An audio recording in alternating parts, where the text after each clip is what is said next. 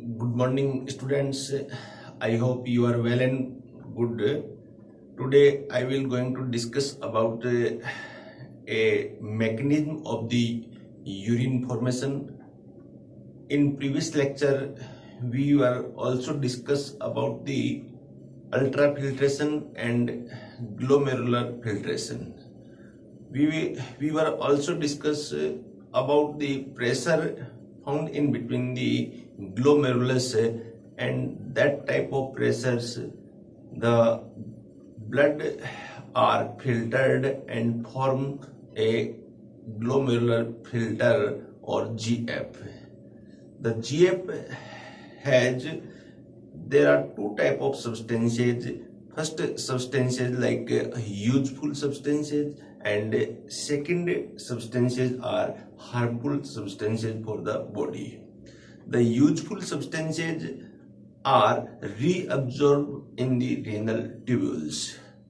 Per day in the glomerular filtration 180 liter the filter are filtered and come into the PCT or renal tubules. But only out of these filtered 1.5 liter urine will be formed. So the remaining glomerular filtrate are reabsorbed by actively, passively and osmosis method, and that type of filter after reabsorption drain into the blood. But some particles like hydrogen ion, ammonia and potassium ion, that is excess amount of the in the blood, it is harmful for our body. So that type of material directly transfer into the renal tubule. That process is called secretion. So there are two type of process develop in the renal tubules. First is reabsorption, second is secretion. Both type of process are occur simultaneously each other, and the direction of the flow are different in both process. तो in process का बच्चों हम बात करेंगे यहाँ पर कि किस प्रकार से ये प्रोसेस कंप्लीट होती है आफ्टर फिल्ट्रेशन. हम यहाँ पर देखेंगे फिल्ट्रेशन में जो जीएफ बनता है, ग्लोमेरुलर फिल्ट्रेट बनता है, वो क्या होता है. तो इसकी हम यहाँ पर बात करेंगे पहले कि जीएफ जो बना, एक हम आगे स्लाइड के द्वारा सबसे पहले हम देखेंगे यहाँ पर कि जो यहाँ पर जीएफ फॉर ग्लोमेरुलर फिल्ट्रेट, इसको शॉर्ट में हम यहाँ पर क्या कहेंगे बच्चों, जीएफ यहाँ पर कहेंगे. ये जो जीएफ ना एक डेफिनेट प्रेशर के तहत कितना प्रेशर यहाँ इंक्रीज हुआ, 10 mmHg जो प्रेशर है इन दी ग्लोमेरुलर से ये प्रेशर डेवलप हुआ. इस प्रेशर के साथ में यहाँ पर जीएफ बना. How many substances constitute of the GF. तो यहाँ पर जीएफ का कंस्टिट्यूट देखेंगे तो यहाँ पर हार्मफुल और यूजफुल मेनी सब्सटेंसेज यहाँ प्रेजेंट होते हैं. तब देखिएगा बच्चों यहाँ पर इसमें क्या क्या फिल्टर हो जाता है. तो ग्लूकोज यहाँ पर फिल्टर हो जाता है. देन नेक्स्ट चीज यहाँ पर क्या है, एमिनो एसिड इसके अंदर यहाँ पर फिल्टर होता है. एमिनो एसिड यहाँ पर फिल्टर हो जाएगा. देन नेक्स्ट यहाँ पर देखिए तो आयन से, मेनी आयन से like sodium ion, potassium ion है, क्लोराइड आयन है, कैल्शियम आयन है, बाइकार्बोनेट आयन है, फॉस्फेट आयन है, all are filtered in the GF. Then next जो वाटर यहाँ पर क्या बच्चों यहाँ पर फिल्टर हो जाएगा. तो ये कुछ सब्सटेंसेज मैंने यहाँ पर लिखे हैं, ये the substances of the GF है. इसके साथ में कुछ हार्मफुल सब्सटेंसेज लाइक हम कहेंगे यूरिया यहाँ पर फिल्टर हो जाएगा. देन क्रिएटिन यहाँ पर फिल्टर हो जाएगा. तो ये एंड अदर्स यहाँ सब्सटेंसेज अपन लिख सकते हैं, अदर्स वर्ड दे सकते हैं. तो ये सब क्या है, the content of the GF glomerular filtrate. अब इसके अंदर देखिएगा बच्चों की यहाँ पर है ग्लूकोज है, वो एक यूजफुल सब्सटेंसेज है. एमिनो एसिड है, वो यूजफुल सब्सटेंसेज है फॉर द बॉडी. अब इसको यदि हम पूरा का पूरा बॉडी से बाहर निकाल दें तो हमारे अंदर इन सब्सटेंसेज की लेकुना हो जाएगा, कमी हो जाएगी, जिससे हम डेफिशिएंसी सिंड्रोम से ग्रसित हो जाएंगे। तो ये हमारे लिए हार्मफुल हो सकता है। अब इसमें देखिए, कल आपको मैंने कहा था कि पर day 180 litre per day urea या जीएफ बनता है। आपसे कहे कि एक दिन में जीएफ कितना बनता है, ये डाटा हमने कहा था 125 ml पर मिनट के हिसाब से ये फिल्ट्रेशन रेट है हमारी। जीएफआर इज इक्वल टू, आपसे कहे हमारा जीएफआर क्या है, ये जीएफआर है यहाँ पर। तो 180 लीटर पर डे के हिसाब से यहाँ पर ग्लोमेरुलर फिल्ट्रेट ये पर डे के हिसाब से फिल्टर हो रहा है। अब इसमें से आप देखिएगा only 1.5 litre, near about 1 to 1.5 litre per day इसका तो ये यूरिन बनता है यहाँ। तो रिमेनिंग 99% आउट ऑफ 180 लीटर 99% इसका मीनिंग कह सकते हैं 179 लीटर हम कह सकते हैं पर डे है, वो क्या हो जाएगा, दैट रीअब्जॉर्प्शन। इसको हम कहेंगे यहाँ पर ये रीअब्जॉर्प्शन यहाँ पर हो रहा है। वापिस से ब्लड के अंदर इस मटेरियल को यहाँ पर मिला दिया जाएगा, मिक्स कर दिया जाएगा। तो इस प्रोसेस को हम यहाँ पर रीअब्जॉर्प्शन कहेंगे। यहाँ इतना बनता है। तो आपसे ये क्वेश्चन पूछा जाता है, एनसीईआरटी की यहाँ पर लाइन है ये कि कितना, how many GF are reabsorb in the renal filtrate. तो आप कहोगे 99% GF also reabsorb in the renal tubules by the actively, by the passively और osmosis method। तो यहां ये बात हम कह सकते हैं। अब इन फिल्ट्रेट में आप देखिएगा बच्चों कि जो ग्लूकोज और एमिनो एसिड है, entire glucose and amino acid, complete glucose and amino acid are reabsorb in the PCT. PCT के अंदर ये कंप्लीट रूप से अब्जॉर्ब हो जाता है, इसके आगे ग्लूकोज अपने को नहीं मिलता है। यहां से क्वेश्चन होता है कि हेनले लूप या डीसीटी का जीएफ निकाल के उसमें एग्जामिन करे, लेबोरेटरी टेस्ट करे, तो विच टाइप ऑफ सब्सटेंसेज और organic substance are absent in the GF. तो आंसर आएगा ग्लूकोज और एमिनो एसिड वहां पर एब्सेंट होता है। क्यों एब्सेंट होता है? क्योंकि पीसीटी में ये पूरा का पूरा 100% है, वो रीअब्जॉर्ब हो जाता है। तो इसकी बात हम आगे करेंगे, लेकिन यहाँ पर एक बार जनरली आप देखिएगा कि ऐसे ये एक जीएफ का मटेरियल है। या अब जीएफ में क्या नहीं होता, जीएफ में क्या नहीं होता, तो प्लाज्मा जो है वो पाया जाता है। जीएफ में प्लाज्मा का कंटेन है, ये पूरा का पूरा कंटेन किसका है, प्लाज्मा का है। प्लाज्मा में हम यहाँ पर है plasma minus plasma protein, protein है वो हटा दें यहाँ, और इसमें इसके साथ में हम यहाँ पर फैट जोड़ दें इसके साथ में,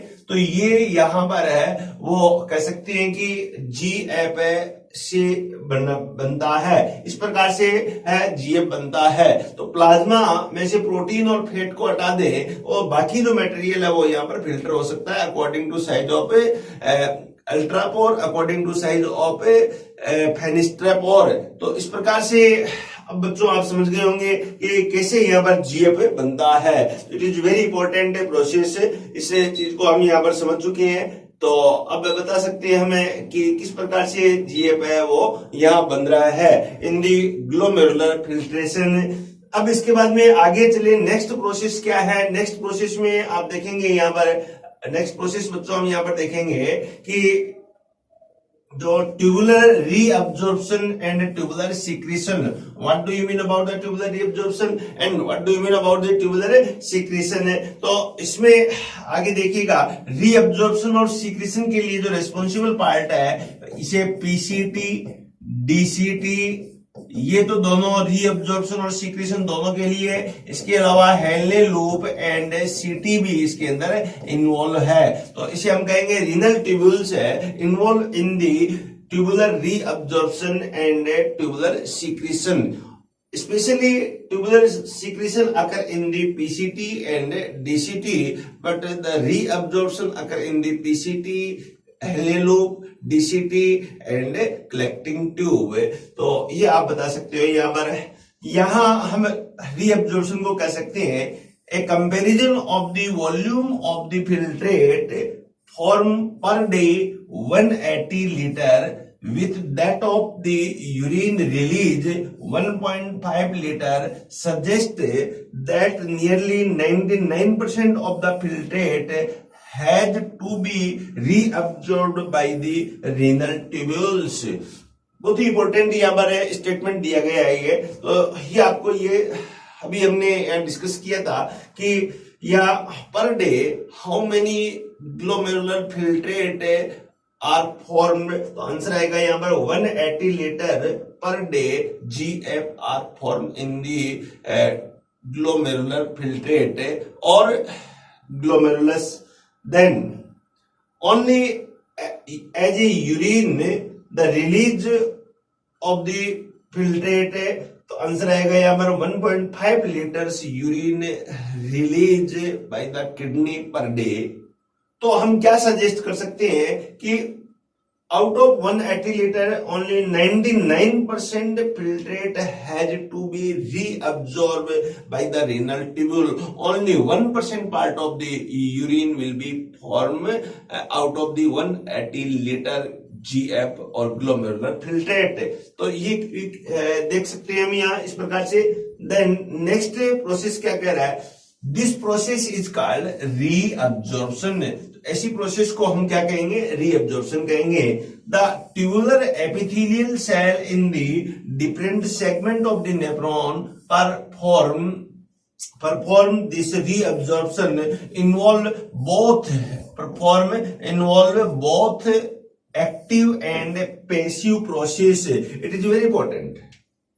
किस मेथड से यहाँ पर अब्जॉर्प्शन हो रहा है, तो एक्टिव मेथड से भी हो रहा है यहाँ पर और पैसिव मेथड से भी यहाँ पर रीअब्जॉर्प्शन हो रहा है. The tubular reabsorption and secretion differ in the direction of the transportation.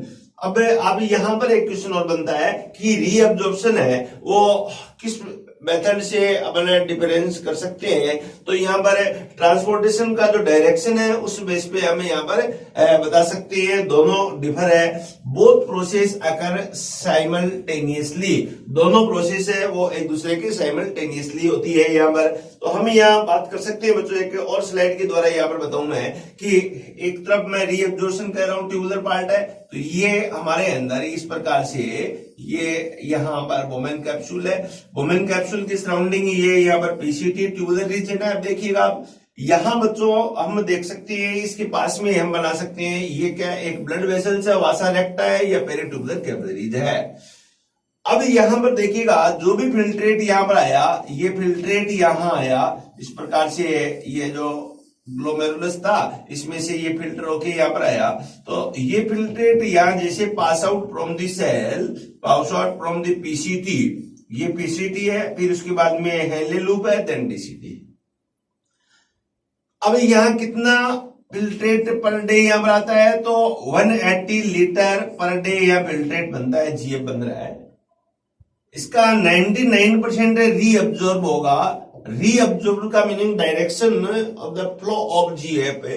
तो ये डायरेक्शन का होगा, यहां से ध्यान रखिएगा बच्चों कि ये डायरेक्शन यहाँ यूजफुल मटेरियल जो है 99% मटेरियल है वो यहां पर from renal lumen of the renal tubule to vasa recta और ब्लड वेसल्स, ये फ्लो यहां पर हो रहा है. यहाँ फ्लो क्या है देखिएगा, the flow of transportation of the substances from the renal tubules to the blood vessels और वासा रेक्टा और पेरिट्यूबुलर कैपिलरीज. इस प्रकार का यदि फ्लो है बच्चों तो इसे हम कहेंगे रीअब्जॉर्प्शन, रीअब्जॉर्प्शन कहेंगे यहाँ पर.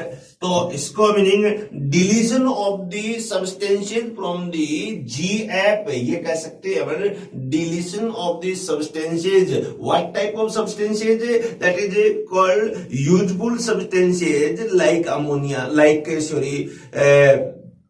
amino acid, like some part of the urea, like many minerals and 100% glucose, that is useful substances for our body for the maintenance of the concentration and for the providing of the energy. So this is the very useful substances, that of substances transfer from the renal tubules to the blood vessels. That mechanism is called reabsorption mechanism. ये बच्चों आप यहाँ पर समझ गए होंगे. The direction of the substances, flowing of the substances क्या है, यहाँ पर ये रीनल ट्यूब्यूल है और यहाँ पर इसको कहेंगे blood vessels. Blood vessels, blood vessels आपको बताया कि यहाँ कौन सी हो सकती है, वासा रेक्टा. यहाँ पर जो ब्लड वेसल्स है इसको आप कहोगे वासा रेक्टा कहोगे. तो ये फ्लो यदि यहाँ पर प्रेजेंट है तो इस फ्लो को हम कहेंगे रीअब्जॉर्प्शन. तो deletion of the substances from the GF, delete हो गए यहाँ से यूजफुल सब्सटेंसेस डिलीट हो गए और ऐड कहां हो गए, यहाँ पर एडिशन इन दी ब्लड यहाँ पर ऐड हो गए. तो this process is called reabsorption. तो I hope you are clear understand about the reabsorption process. ये प्रोसेस है वो अकर होती है completed by the active transport और passive transport. When the water reabsorb, the process known as the osmosis process and maintain osmolarity in the interstitial fluid. अब बच्चों ये देखिएगा, ये जो फ्लूइड है इस फ्लूइड को हम क्या कहते हैं, एक वर्ड और आ गया, इसको कहेंगे इंटरस्टिशियल फ्लूइड. मेडुला पार्ट में है तो medullary interstitial fluid, cortical part में है तो इसे कॉर्टिकल इंटरस्टिशियल फ्लूइड आप कह सकते हैं. We can say that type of fluid known as interstitial fluid. When the fluid found in the medullary region, that is called medullary interstitial fluid, and when the fluid are found in the cortical region of the kidney, that is called cortical interstitial fluid. तो इसी प्रकार से आप कह सकते हो. अब देखिए इससे यहां से ये सब्सटेंसेज यहां ट्रांसफर हो रहे हैं, यहाँ ये डायरेक्शन इसका ये है. इस ब्लड के अंदर some harmful substances are found in the blood. That type of substances are harmful for our body. So the substances transfer into the renal tubules from the blood. The direction of the substances for the flowing to the flowing, what type of direction, from the blood vessel to the renal tubules. That process known as secretion, tubular secretion. TS for tubular secretion, TR for tubular reabsorption. Some special type of substances like hydrogen ion, potassium ion, ammonia, creatinine are transport from the blood to the renal tubule directly. That is called secretion in the tubular region, so called tubular secretion. That type of process occur in only PCT and DCT. वहां पर ये अकर होती है. या तो बच्चों अभी ये बात आप बहुत अच्छी तरह यहाँ पर समझ गए होंगे. यहाँ बहुत ही इंपॉर्टेंट है एक चीज यहाँ पर बनी. अभी यहां पर एक चीज और बनती है, मैं इस पार्ट को लूं थोड़ा और ब्रॉड करूं. यहां पर ये क्या है, ये यहां पर रीनल ट्यूब्यूल है. रीनल ट्यूब्यूल की जो पीसीटी है, इस पीसीटी के अंदर देखिएगा बच्चों यहां पर ये सेल है, ये स्पेशल टाइप ऑफ सेल है. ये इस सेल को हम यहां पर कहेंगे क्यूबोइडल सेल. Cuboidal cell. अब इस क्यूबोइडल सेल के सरफेस एरिया पर आप देखिएगा some special type of brush border है वो प्रेजेंट होता है. ये ब्रश बॉर्डर यहाँ पर प्रेजेंट है. इस ब्रश बॉर्डर को हम कहेंगे माइक्रोविलाई. इस माइक्रोविलाई कहेंगे यहाँ पर. अब इसके बाद में ये बीच में जंक्शन पाया जाता है, इसे टाइट जंक्शन कहते हैं. दो सेल एडजस्ट सेल है उसको हम कहेंगे यहाँ पर टाइट जंक्शन प्रेजेंट होता है.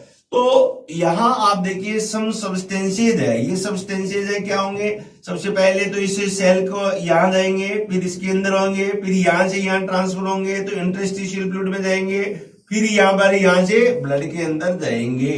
तो इस प्रकार का ये ट्रांसफर हो रहा है.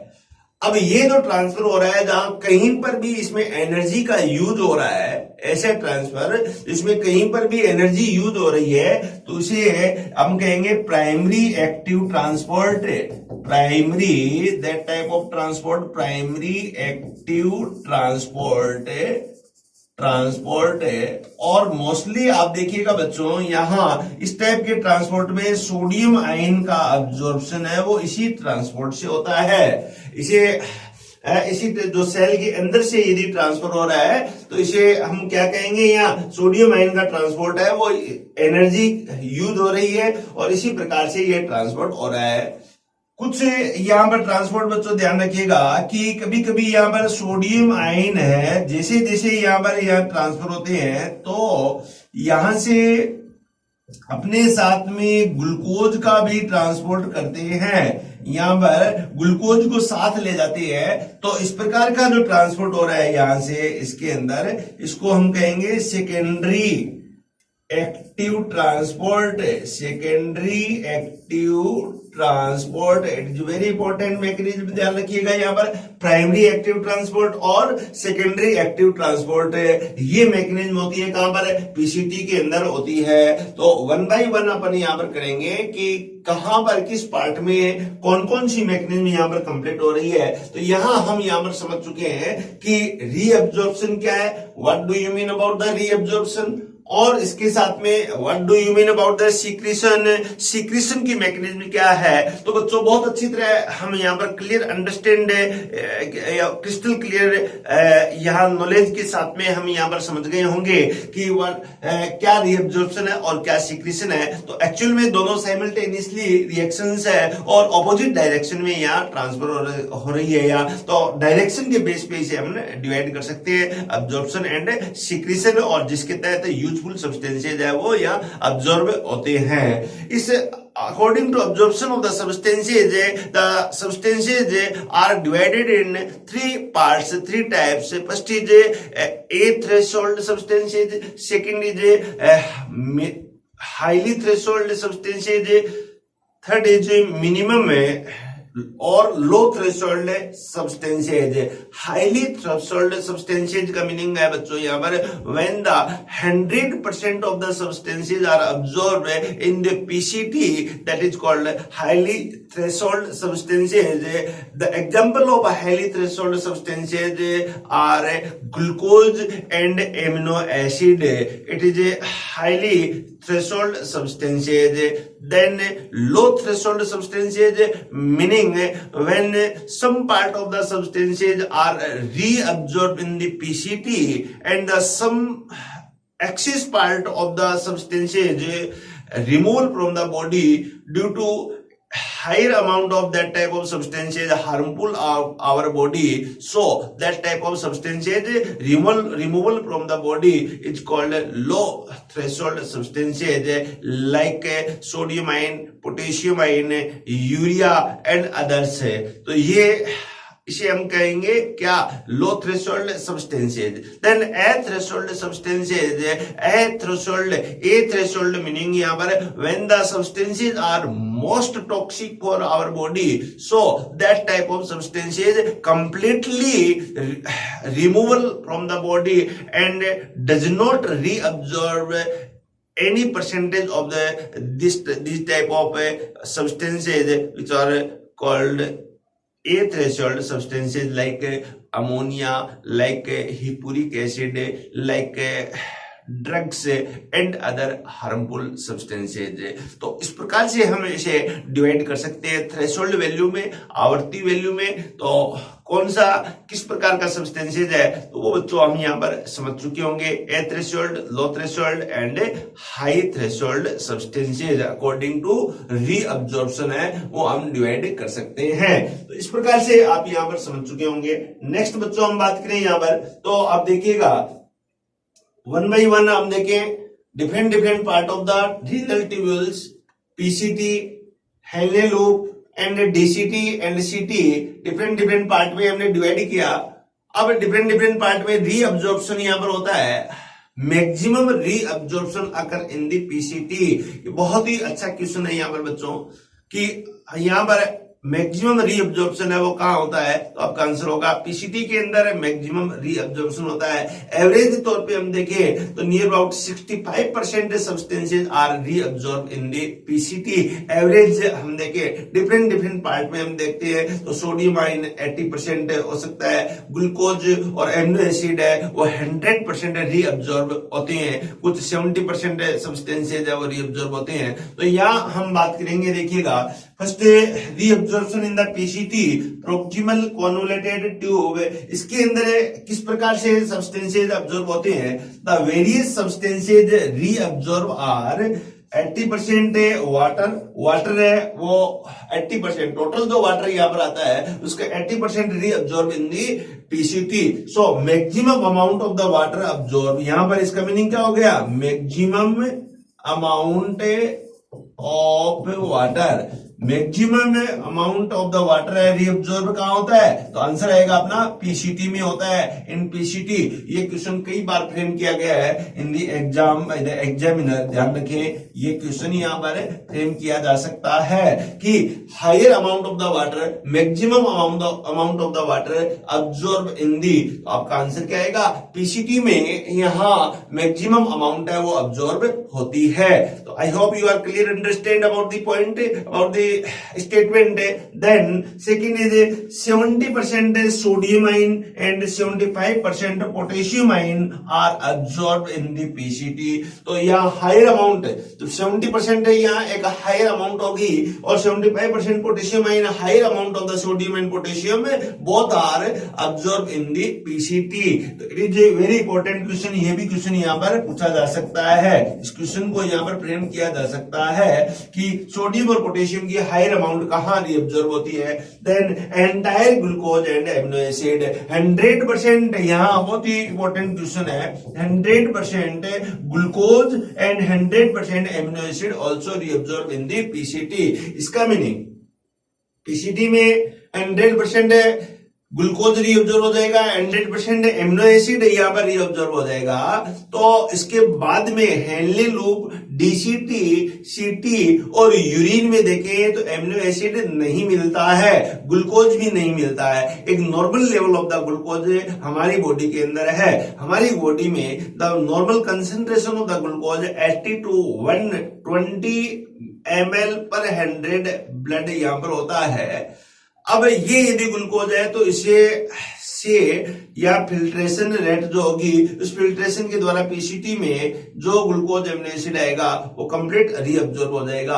अब एक थ्रेशोल्ड वैल्यू है, एक टॉलरेंस वैल्यू हमारे ब्लड के अंदर, वो वैल्यू है 180 ml मिलीग्राम पर 100 ब्लड ये होती है, जिसे threshold value of the glucose कहेंगे। यदि ग्लूकोज इससे ज्यादा हो गया हमारे अंदर और हम डायबिटिक पेशेंट हो गए तो ग्लूकोज क्या है या फिल्टर ज्यादा होगा और वो या हेनले लूप और डीसीटी और कह सकते हैं यूरिन के साथ में रिमूव होगा। जब यूरिन में ग्लूकोज की अमाउंट यहाँ पर प्रेजेंट है, इसका मीनिंग हम डायबिटिक पेशेंट है या हमारे ब्लड में ग्लूकोज का लेवल है वो हायर हो गया है, जो एक इंडिकेशन कर रहा है। तो इस प्रकार से हम यूरिन टेस्ट के द्वारा, एग्जामिनेशन के द्वारा एक क्लिनिकल सिग्निफिकेंट प्राप्त होता है, मिलता है, जिससे हम वेरियस जो डिजीज है उसको डायग्नोज कर सकते हैं यहाँ। तो it is a very important question, which substances are 100% reabsorb in the PCT. यहाँ ओनली पीसीटी की बात कर रहा हूं मैं, तो आंसर क्या होगा, ग्लूकोज एंड एमिनो एसिड। अब दैट टाइप ऑफ सब्सटेंसेज किस मेथड से, विच method use for the reabsorption, तो मैंने कहा बच्चों एक्टिव ट्रांसपोर्ट से, ये पैसिव ट्रांसपोर्ट से, और वाटर का रीअब्सॉर्प्शन क्या होता है, ऑस्मोसिस मेथड से ये यहाँ पर रीअब्सॉर्ब होते हैं। एक चीज ध्यान रखना, सीक्रेशन है बच्चों हमेशा, सीक्रेशन हमेशा एक्टिवली होता है, एक्टिवली होता है, सीक्रेशन हमेशा एक्टिवली होता है, एक्टिव ट्रांसपोर्ट के द्वारा होता है, जबकि रीअब्सॉर्प्शन है वो एक्टिव ट्रांसपोर्ट, पैसिव ट्रांसपोर्ट और ऑस्मोसिस मेथड से भी हो सकता है। तो ये एक बहुत इंपॉर्टेंट कंसेप्ट हमने यहाँ पर बिल्डअप कर लिया।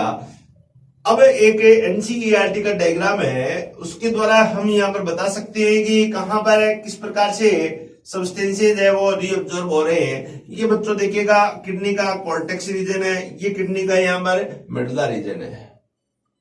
इस डायग्राम की हमने पहले भी चर्चा की थी।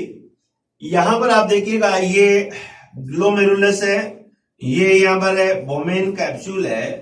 जो भी जीएफ यहां पर आया, अब GF pass out from the PCT से पास आउट होगा तो आप देखिएगा इसमें डायरेक्शन देखिएगा, डायरेक्शन है आउटसाइड ऑफ द पीसीटी और रीनल ट्यूबुल है, bicarbonate ion, NaCl, water, nutrient, यहाँ न्यूट्रिएंट वर्ड लिखा है, न्यूट्रिएंट का meaning glucose, amino acid and other से ये न्यूट्रिएंट है ये, एंड सम पोटेशियम आयन, ये पोटेशियम आयन रीअब्जॉर्ब हो रहे हैं, यहाँ पर रीअब्जॉर्ब इन दी कहां हो रहे हैं, ये रीअब्जॉर्ब ब्लड के अंदर जाएंगे या बाहर निकल रहे हैं, डिलीशन हो रहा है यहाँ पर जीएफ से, तो ये मैकेनिज्म है reabsorb, and some hydrogen ion and ammonia are come into renal tubule from the blood।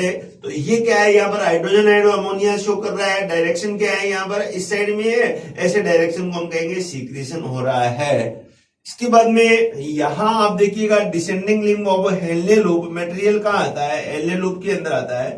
Henle loop बच्चों ओनली परमिएबल फॉर वाटर, यहां बहुत ही इंपॉर्टेंट एक चीज है, आप देखिएगा हेनले लूप केवल पानी के लिए, वाटर के लिए परमिएबल है, तो यहाँ केवल वाटर का डायरेक्शन दिखाया गया है, वाटर का रीअब्जॉर्प्शन हो रहा है। Then substances move into ascending limb of the Henle loop.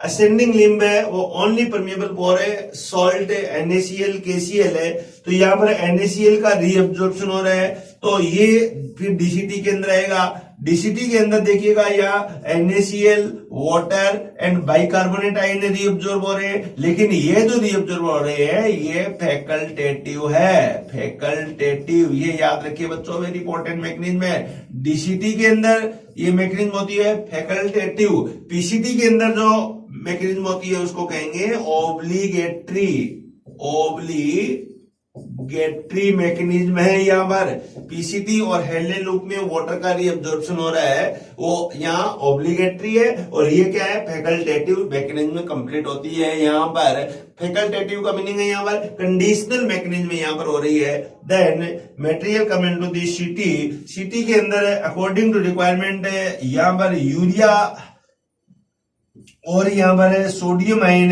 NaCl है वो यहाँ पर आएंगे, और ये urea thin segment of the Henle loop है उसके अंदर यहाँ ट्रांसफर कर दी जाएगी यहाँ, और the maintenance of the concentration of the interstitial fluid और जीएफ और ब्लड, तो इसके कंसंट्रेशन को मेंटेन रखने के लिए यहाँ पर यूरिया और NaCl का बहुत बड़ा योगदान होता है। ये क्वेश्चन आता है बच्चों, यहाँ पर देखिएगा कि मेडुलरी कंसंट्रेशन और ब्लड कंसंट्रेशन है, ब्लड कंसंट्रेशन को मेंटेन रखने के लिए विच सब्सटेंसेज वो होते हैं, तो NaCl प्लस यूरिया, बहुत ही इंपॉर्टेंट क्वेश्चन है ये, कई बार नीट के अंदर इस क्वेश्चन को फ्रेम किया गया है कि ब्लड की मेडुलरी सब्सटेंसेज है, इसकी कंसंट्रेशन को मेंटेन रखने के लिए कौन से यहाँ सब्सटेंसेज है वो यूजफुल है, तो आपका आंसर क्या होगा, यूरिया यूजफुल है, और यहाँ पर NaCl यूजफुल है। यूरिया की एक लिमिटिंग अमाउंट है, एक लिमिटेड अमाउंट है, वो यहाँ पर यूजफुल होती है, और उससे एक्सेस हो जाए तो हार्मफुल होती है, उस एक्सेस यूरिया को बच्चों हमें रिमूवल करते हैं। तो इस प्रकार से यूरिया भी कंसंट्रेशन मेंटेन रखने में हेल्पफुल है। तो ये एक एनसीईआरटी का डायग्राम है। I hope you are clear understand about the diagram, you have a crystal clear knowledge about the topic about the diagram. तो अब मैं होप कर सकता हूं बच्चों आप बहुत अच्छी तरह इसे समझ चुके होंगे, और इसके क्वेश्चन है वो एक बहुत अच्छी तरह आप सॉल्व कर पाओगे कॉन्फिडेंस के साथ में, और आपके अंदर एक नॉलेज डेवलप हो गया, एक नॉलेज है वो बिल्डअप हो गया, और एक कॉन्फिडेंस है वो अपने अंदर है वो यहाँ बिल्डअप हो जाता है। तो उससे हम क्या क्वेश्चंस बहुत अच्छे तरीके से कर पाएंगे। Then some urea and vitamin C are also reabsorbed in the PCT. and the creatine sulfate are not reabsorbed. बहुत ही इंपॉर्टेंट क्वेश्चन है बच्चों ये है कि which type of substances are not reabsorbed. तो आंसर आएगा creatine sulphate are not reabsorb, so called the a threshold substances, but urea and vitamin C are also reabsorb. It is also known as low threshold substances. Then the nephric filtrate remain isotonic to plasma. बहुत important है, यहां पर ध्यान रखिए. Isotonic क्यों कह रहे हैं कि यहां पर जीएफ का जो ऑस्मोलरिटी है वो 300 मौसम पर लीटर, और प्लाज्मा की ऑस्मोलरिटी भी क्या होती है यहाँ पर 300 मौसम पर लीटर होती है.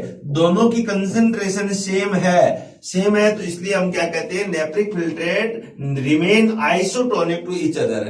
तो यहाँ पर आइसोटोनिक है, जीएफ भी आइसोटोनिक 300 मौसम पर लीटर है, और प्लाज्मा की कंसंट्रेशन भी यह है, और मेडुलरी सब्सटेंसेज की कंसंट्रेशन भी यही है. तो इसलिए हम कहेंगे यहाँ पर isotonic substances.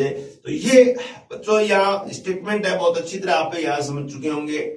PCT also help to maintain the pH and ionic balance of the body fluid by selective secretion. It is a very important statement for the maintenance of the pH and ionic balance.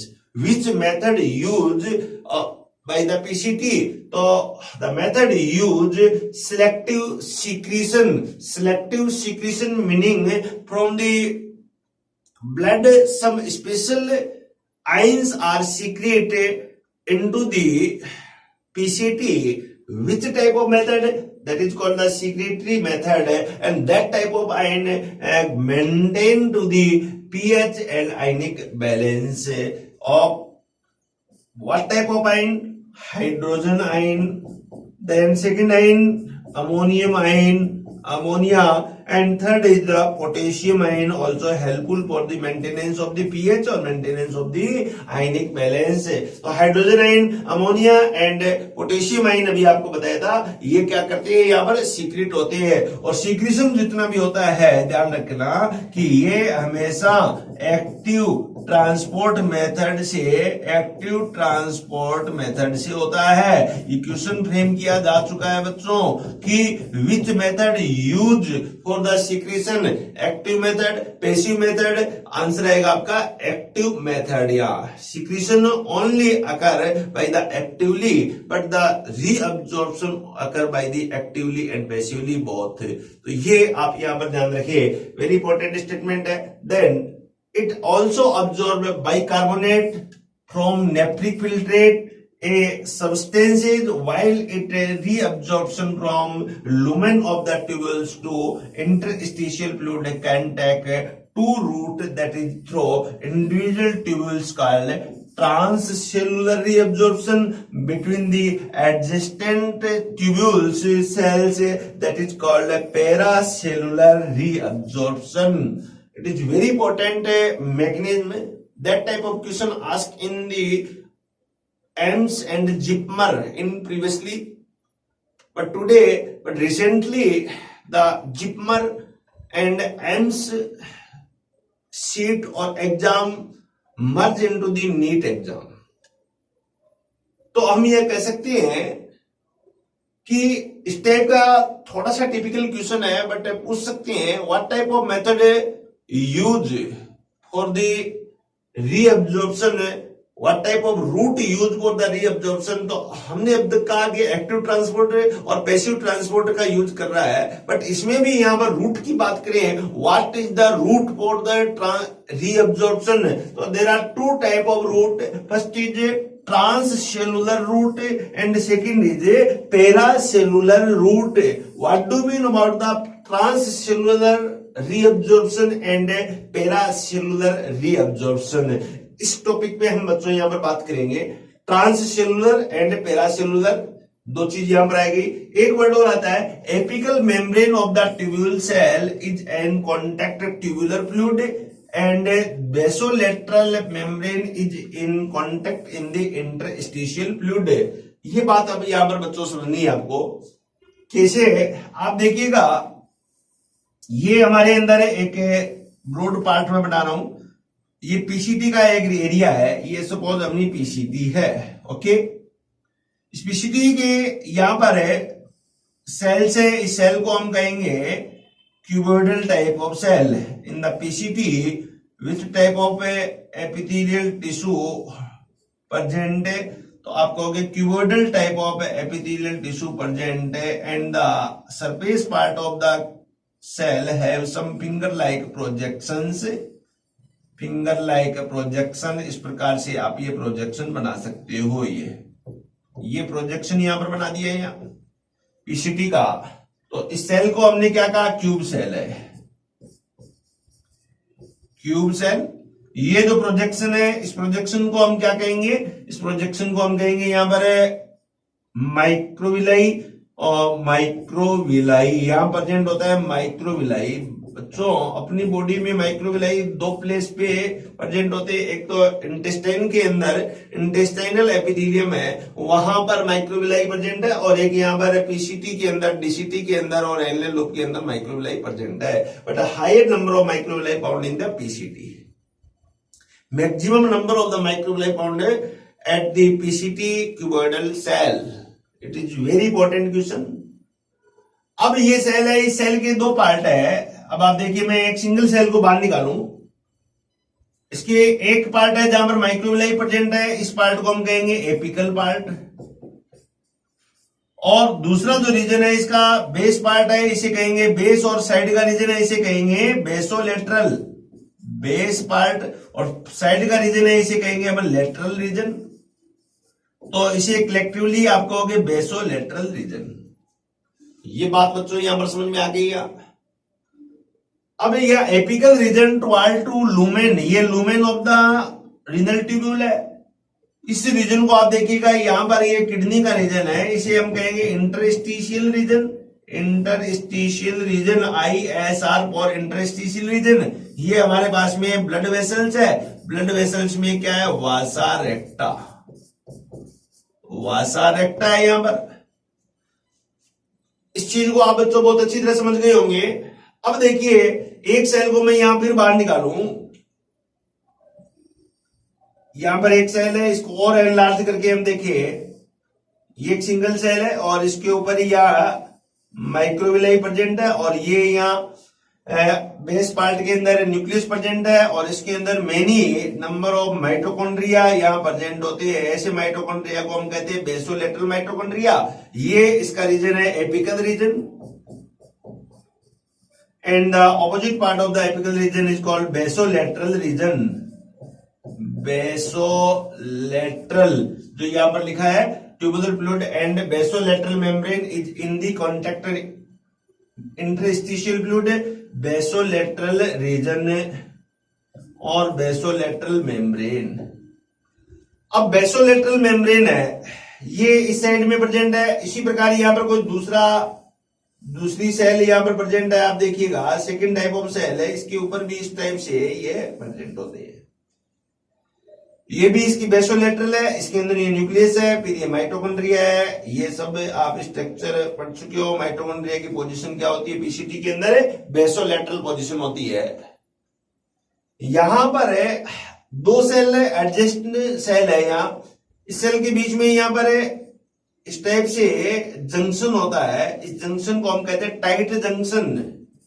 Tissue पढ़ते हैं तो बच्चों यहां पर है, ये word लेते हैं टाइट जंक्शन, गैप जंक्शन है, तो एडहेरेंस जंक्शन है। तो यहां पर ये जंक्शन है, उसको हम कहेंगे टाइट जंक्शन है। Some tight junction allow for the substances transport one place to another place and some does not allow. तो यहां ये जो एरिया है, इस एरिया को हम कहेंगे interstitial area, interstitial region of kidney, interstitial region of the kidney. अब आप देखिए, अभी मैंने एक बात कही थी कि यहां फ्लूइड ट्रांसफर होने के लिए ट्रांससेलुलर रीअब्जॉर्प्शन और पैरासेलुलर रीअब्जॉर्प्शन हो रहा है।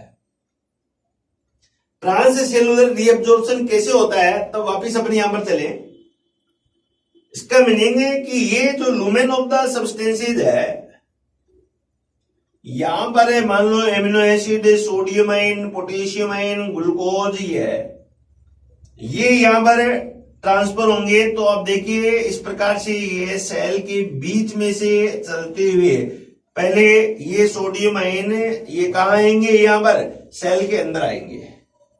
इसके बाद में ये सोडियम आयन कहां आएंगे, सेल से बाहर इंटरस्टिशियल फ्लूइड में आएंगे, सेकेंड इसका मूव किया होगा। और इसके बाद में ये आगे और मूवमेंट करेंगे तो यहां थर्ड स्ट्रक्चर क्या, ब्लड है, फिर ये ब्लड में आएंगे।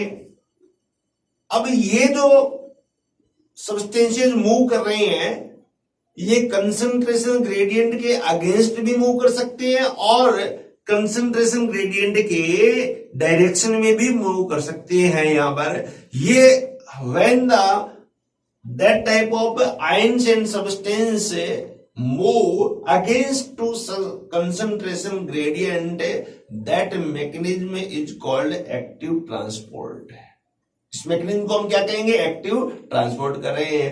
अब यहां पर यहां डायरेक्टली जैसे जैसे यहां पर इसको आवश्यकता पड़ी तो सोडियम आयन कह रहे हैं इसके अंदर पूरे के पूरे डाल दिए जाएंगे। फिर यहाँ सोडियम पोटेशियम पंप होता है बेसोलेटरल में, ये पंप इसको सोडियम को क्या इसमें डाल देगा और पोटेशियम को अंदर ले लेगा। यहाँ पर पोटेशियम को अंदर लेगा, सोडियम को अंदर बाहर डाल देगा। तो ये जो सोडियम आयन की मेथड है इसको हम कहेंगे primary active reabsorption, primary active transport.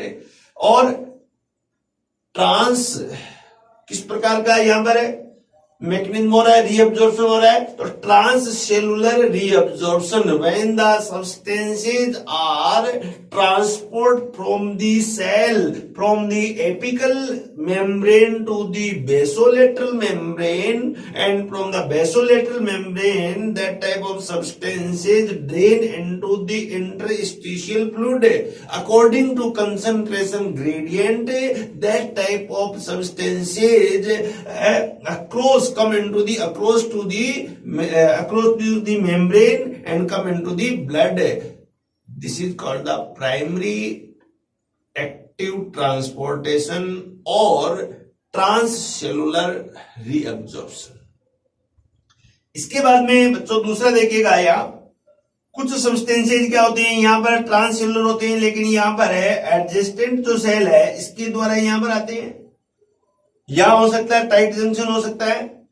कुछ सब्सटेंसेज है वो डायरेक्ट बच्चों यहाँ पर ये सब्सटेंस है वो डायरेक्ट यहां से यहां ट्रांसफर हो रहे हैं, दो सेल के बीच से यहां पर ट्रांसफर हो रहे हैं। ऐसे सब्सटेंसेज को, ऐसे ट्रांसपोर्ट को हम कहेंगे पैरासेलुलर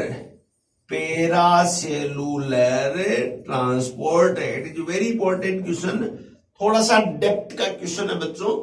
एनसीईआरटी में ये मेंशन नहीं है लेकिन यहां से क्वेश्चन फ्रेम किया जा सकता है, इसलिए थोड़ी सी इस मैकेनिज्म को मैं और यहाँ डेप्थ में एनसीईआरटी प्राइमरी ट्रांसपोर्टेशन या सेकेंडरी ट्रांसपोर्टेशन है वो कहती है। हम यहाँ पर एक्टिव ट्रांसपोर्ट पढ़ते हैं तो there are two type of transport, active transport, primary active transport और सेकेंडरी एक्टिव ट्रांसपोर्ट। अब ये भी कहां से कहां हो रहा है, व्हेन द सेल के सेंटर से हो रहा है यहाँ, तो इसे हम कहेंगे ट्रांस सेलुलर एक्टिव ट्रांसपोर्ट। और दो एडजेस्टेंट सेल है उसके बीच में से जहां पर टाइट जंक्शन है वहां से यदि ट्रांसपोर्ट हो रहा है तो इसको हम कहेंगे पैरासेलुलर ट्रांसपोर्टेशन और पैरासेलुलर रीअब्जॉर्प्शन कहेंगे यहाँ। तो ये बच्चों I hope you are clear understand about the word about the transportation.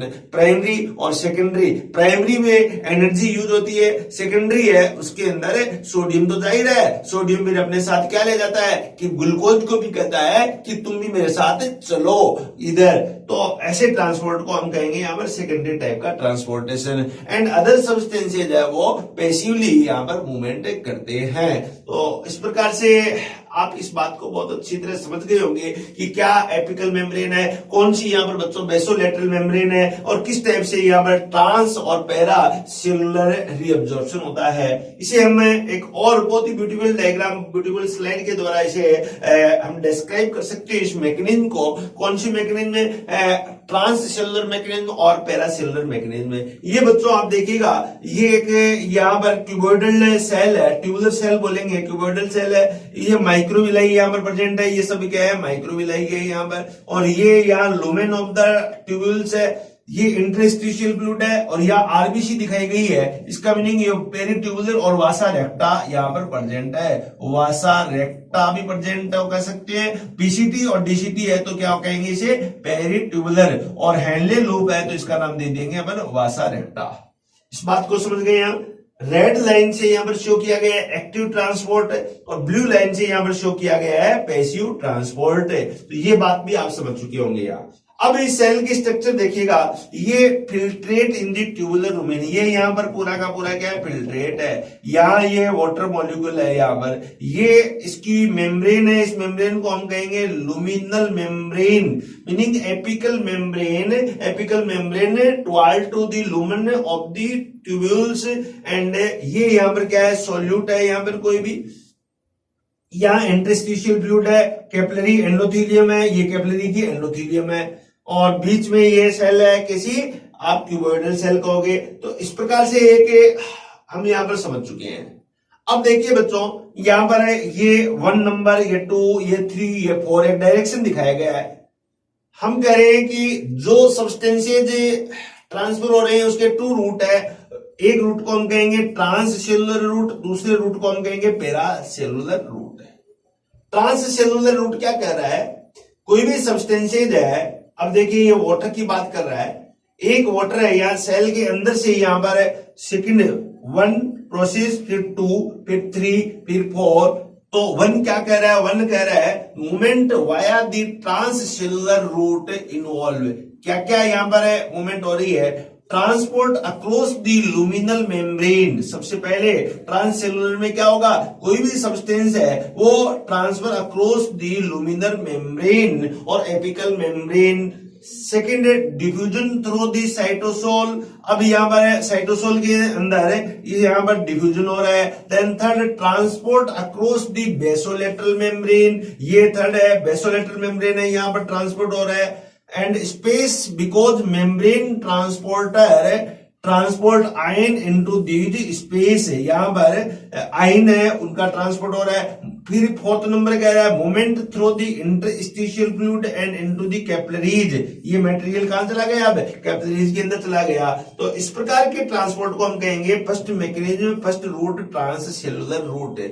ये भी ट्रांससेलुलर रूट है, ये भी ट्रांससेलुलर रूट है। रेड कलर से जो ट्रांससेलुलर हो रहा है ये इसमें एनर्जी यूज होती है, और ब्लू कलर से जो ट्रांससेलुलर हो रहा है इसमें एनर्जी यूज नहीं हो रही है। इसका मीनिंग ये तो पैसिव ट्रांससेलुलर है और ये क्या है, एक्टिव ट्रांससेलुलर है। यहाँ पर एक्टिव ट्रांससेलुलर में आप देखिएगा कोई भी सोल्यूट हो सकता है, कोई सोल्यूट में सोडियम आयन हो सकते हैं, सोल्यूट में ग्लूकोज हो सकती है, एमिनो एसिड हो सकते हैं, ये सब क्या है एक्टिवली यहाँ पर ट्रांसपोर्ट होते हैं। जो यहाँ ट्रांससेलुलर, और उसके बाद में देखिएगा 2 सेल है, उसके बीच में एडजेस्टेंट सेल है, गैप पाया जाता है, एक जंक्शन पाया जाता है। जंक्शन को यहाँ पर टाइट जंक्शन कहते हैं, ये टाइट जंक्शन बताया गया है। इसमें से यहाँ पर पदार्थ है वो ट्रांसपोर्ट हो रहा है। आप देखिएगा यहाँ टाइट जंक्शन है, इस टाइट जंक्शन से यहाँ पर सब्सटेंसेज है वो यहाँ ट्रांसफर हो रहा है।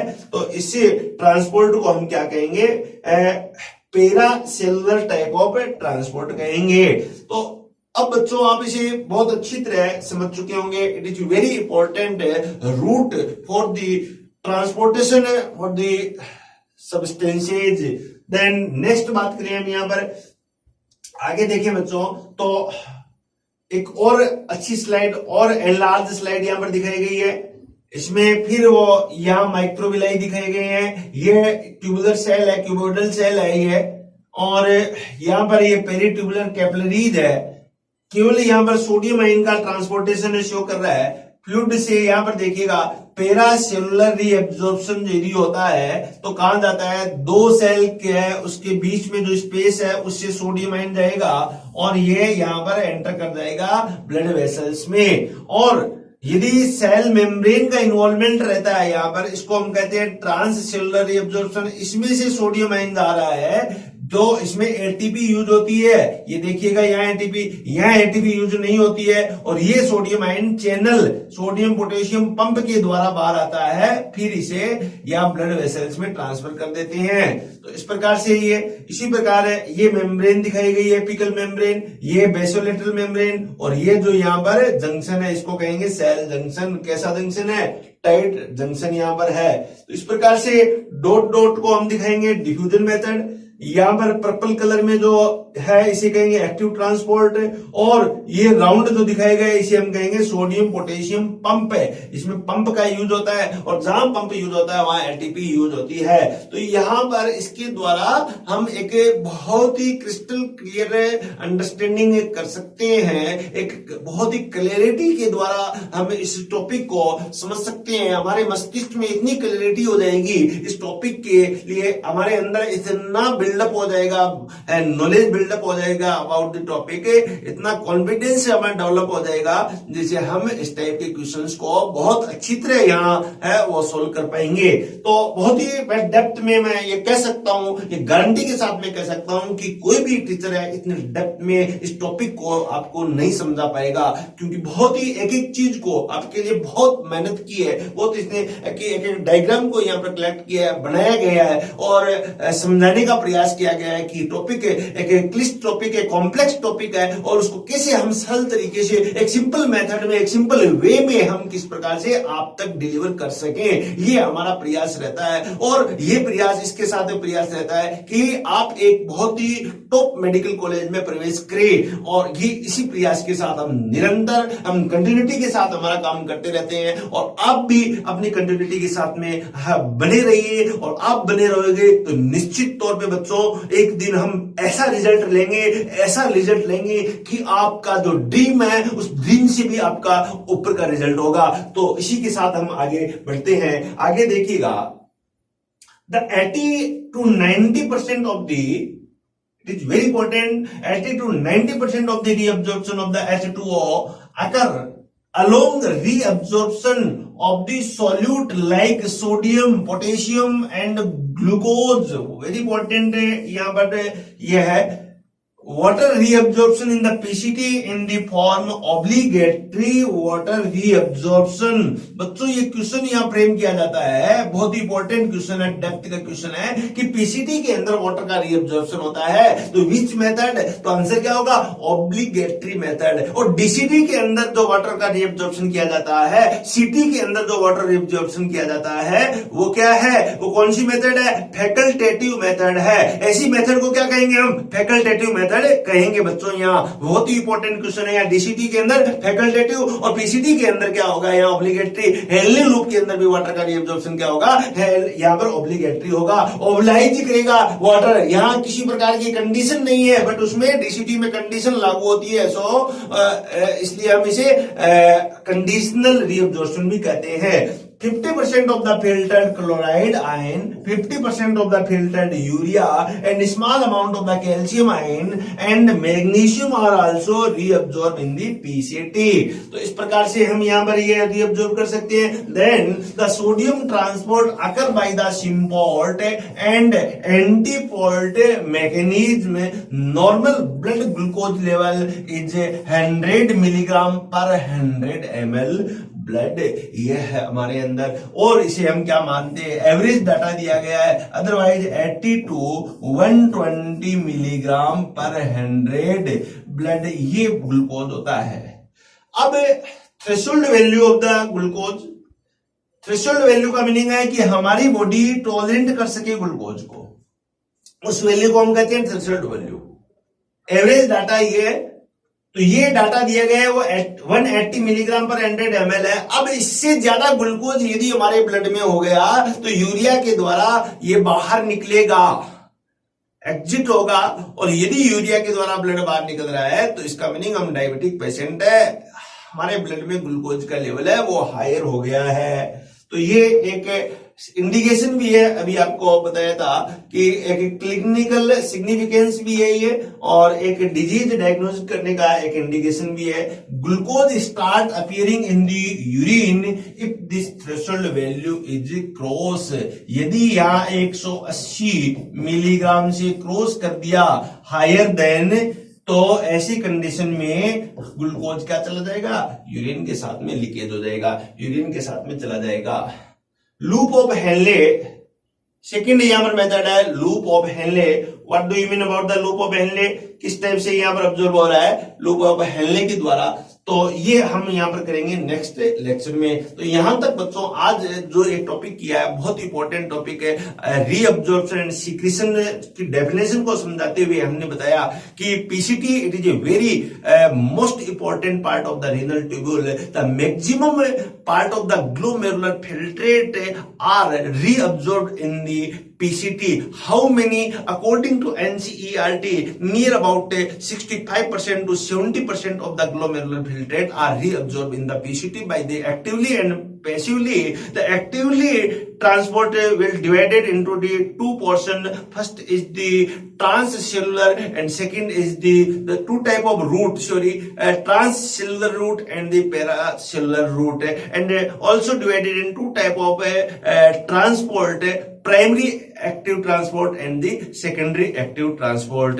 During primary active transport, sodium ion will transport and use energy by the sodium potassium pump, and during the secondary active transport, the sodium transport with the glucose or amino acid, they does not use of the energy due to that type of transport found in between the two adjacent cell, that is called secondary active transport. But some special part, some special substances like water and others, ions are also transferred by the passively और diffusion method.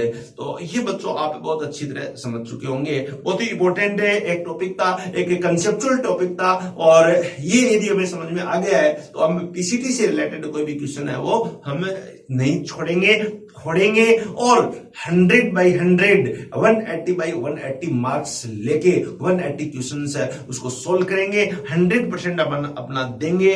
और क्यों देंगे? कि हमारे पास में एक strong confidence, एक स्ट्रॉन्ग नॉलेज है वो बिल्डअप हो गया है। इसी के साथ में हम मिलेंगे नेक्स्ट लेक्चर में। Thank you so much.